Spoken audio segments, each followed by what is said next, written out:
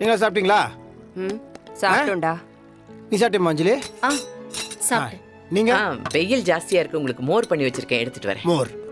ஏம்மா நீ சாப்பிட்டியாம்மா? சாப்பிட்டேனே. மா என்னம்மா நீ சாப்பிட்டியா? சாப்பிட்டேன் வெற்றி. வெற்றி ஏங்க, நான் உனக்கு ஆம்லெட் போட்டு எடுத்துட்டு வரவா? வேணாம், நான் ஸ்டாண்டுக்கிட்டே சாப்பிட்டேன், வெளியே சாப்பிட்டாத. ஏங்க நீங்கள் சாப்பிட்டீங்களா? நான் சாப்பிட்டேன். கரெக்டான டைமில் சாப்பிடணும். ஏன்னா நீங்கள் மட்டும் ஒத்தாள் கிடையாது, வயிற்றில் பாப்பா இருக்குது. கரெக்டான டைமில் சாப்பிடணும். பாப்பாவுக்கு வந்து நீங்க பேசாம சாப்பிடுங்க. நீங்கள் ஊற்று, நான் சாப்பிட்றேன்.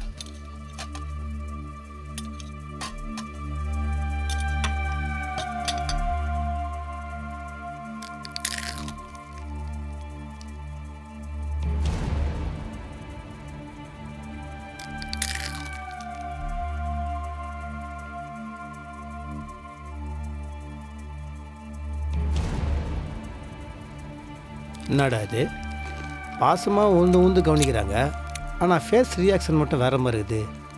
சிங்காலியே. மாமா, இன்னைக்கு எத்தனை பிளாட் வித்தீங்க? இன்னைக்கா 1 2 3 4 5, இது இப்படி 6 7 8 9 10 11, அது கூட ஒரு 10 to 11. 10-11 வித்துட்டீங்களா? நிஜமாவா? காமிச்சிருக்கேன் சாயந்தரத்துக்குள்ள. ஏன் மாமா, கஸ்டமர் பார்க்கறதுக்கு எப்படி போவீங்க? பைக்ல போவீங்களா இல்ல ஏதாவது வண்டியில போவீங்களா? அஞ்சலி, அது கம்பெனியோட வண்டி ஏற்பாடு பண்ணிருக்கு, அதில் போயிடுவேன். ஓ,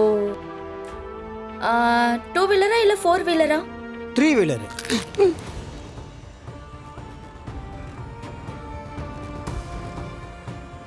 பாத்தியாக்கா, மாமாவே அவர் வாயால ஆட்டோ ஓட்டிட்டு போனேன்னு ஒத்துக்கிட்டார். சும்மாவே இருக்க மாட்டல? ஐயோ, என்ன பாக்குறீங்க மாமா? எங்களுக்கு எப்படி தெரியும்னா, உங்க அப்பா இங்க வந்திருந்தாரு.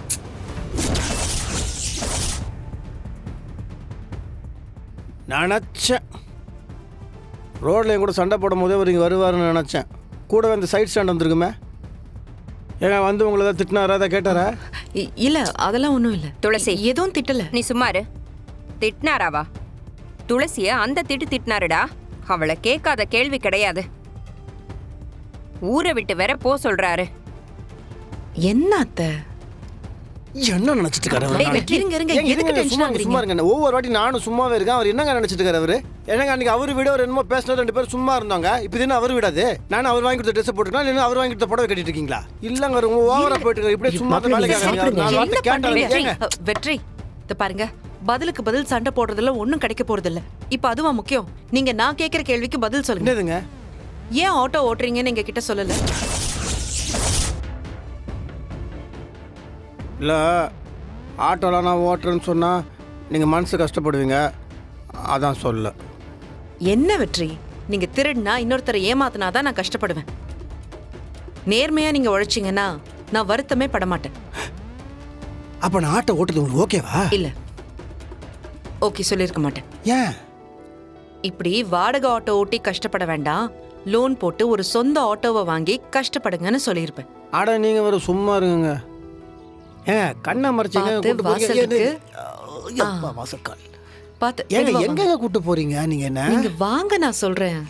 இப்ப அடுத்து படி இருக்கு, இன்னும் கொஞ்சம் எடுத்து வைங்க. அதுதான் படிக்கட்டு. இன்னொன்னு, வாழ்க்கையில ஒவ்வொரு படியா உங்க உதவியோட ஏறறாங்க. ஆமா ஆமா ஆமா, பார்த்து மெதுவா வாங்க.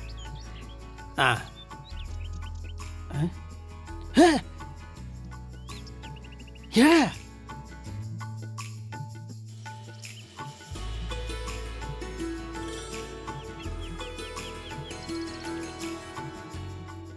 புது ஆட்டோ செம்மையா இருக்குதுங்க, எப்படிங்க? அது வந்து வெற்றி, மாமா சொன்ன மாதிரி நீங்க என்ன கட்டிக்கிட்டதுக்கு பிறகுதானே கஷ்டத்தை அனுபவிக்கிறீங்க. அவர் சொல்ற மாதிரி நீங்க எம்எல்ஏ பொண்ணையோ இல்ல மினிஸ்டர் பொண்ணையோ கல்யாணம் பண்ணிருந்தீங்கன்னா இப்படி எல்லாம் கஷ்டப்பட வேண்டிய அவசியம் இருக்காதுல்ல. ஏங்க என்னங்க பேசிட்டு இருக்கீங்க? ஏங்க நம்ம தலைவர் திரும்ப சொல்லியிருக்காரு, நீ விரும்புகிற பொண்ணோட ஒன்றை விரும்புகிற பொண்ணை கல்யாணம் பண்ணா சந்தோஷம்னு. ஆனால் என் வாழ்க்கையில் ஆண்டவன் ஒரு படி மேலே போய் நான் விரும்புகிற பெண்ணும் என்ன விரும்புகிற அதே பொண்ணு கூட வாழ்ந்துட்டு இருக்கிறேன். எம்எல்ஏ பொண்ணு இல்லை மந்திரி பொண்ணு கூட வாழ்ந்தா நான் கூஜா தூக்கினே இருக்கணும். அதெல்லாம் ஒரு வாழ்க்கையாங்க. பணத்தை வச்சுங்க என்ன பண்ண முடியும்? அன்பு இருக்கணும், பாசம் இருக்கணும். நீங்கள் வேற அவர் சொன்னதெல்லாம் நினச்சி ஃபீல் பண்ணிட்டுக்கிறீங்க. ஏங்க அதெல்லாம் விடுங்க. இப்போ புது ஆட்டோ வாங்குறதுக்கு உங்களுக்கு ஏது காசு? அதெல்லாம் எதுக்கு கேக்குறீங்க? இந்த ஆட்டோ நல்லா இருக்கா? இனிமே நீங்க இந்த ஆட்டோ ஓட்டணும். அதான். அதெல்லாம் இருக்கட்டுங்க. ஆட்டோ வாங்குறதுக்கு உங்களுக்கு பணம் எப்படி வந்துச்சு? மாமா, அக்கா அவளோட நகையெல்லாம் அடகு வச்சு இந்த புது ஆட்டோ வாங்கியிருக்கா.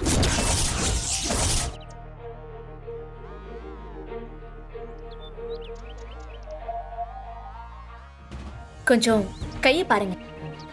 என் கை காட்டுங்க. ஒன்றும் இல்லைங்க. கையை காட்டுங்க. காட்டுங்க. ஏங்க வளையலங்க காணோம்? அது ஒன்றும் இல்லை. என்னங்க நீங்கள் இந்த மாதிரி பண்ணிட்டு இருக்கீங்க? உங்ககிட்ட இருக்கிறது ரெண்டு வளையல். ஓஹோ, தோடு செயின். பரவாயில்ல வெற்றி. என்னங்க நீங்கள் வெளியே போகும்போது எப்போ தான் போடுவீங்க?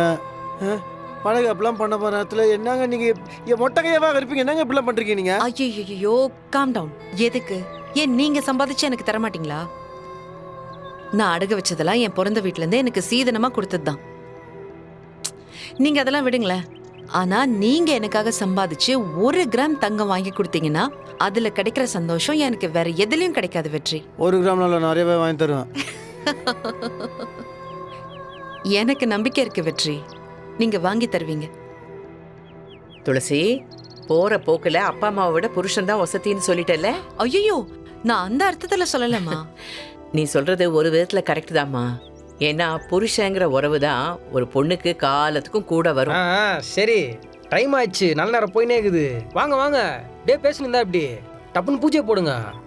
அம்மா வாமா, வந்து ஆரம்பி. வாங்கம்மா. இல்லை, எனக்கு ஒரே ஒரு டவுட்டு. இல்லை, மஞ்சள் ஆட்டோ அப்புறம் பச்சை ஆட்டோ, இது என்ன ப்ளூ கலர் ஆட்டோ? ஸ்கூல் சவாரிக்கா இது? வெளி சவாரிக்கெலாம் ஓட்ட முடியாதா? மாமா, தாராளமா சவாரியே கூட்டிட்டு போலாம். ஆ, இது சாதாரண ஆட்டோ இல்ல, இது ஒரு ஸ்மார்ட் ஆட்டோ. Smart auto. இதுல ஏகப்பட்ட கேட்ஜெட்ஸ் இருக்கு. கேட்ஜெட்ஸ்? யார் அவரு?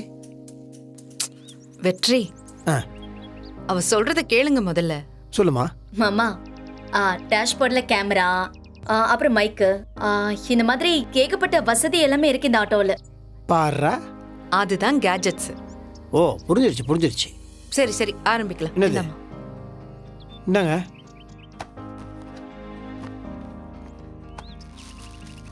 இது? என்ன உண்டியா? காசு போடணுமா? இல்ல, திறந்து பாருங்க.